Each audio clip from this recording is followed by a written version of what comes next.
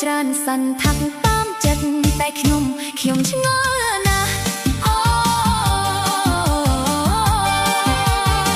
ខ្ញុំភ័យវៃម្លេះទេ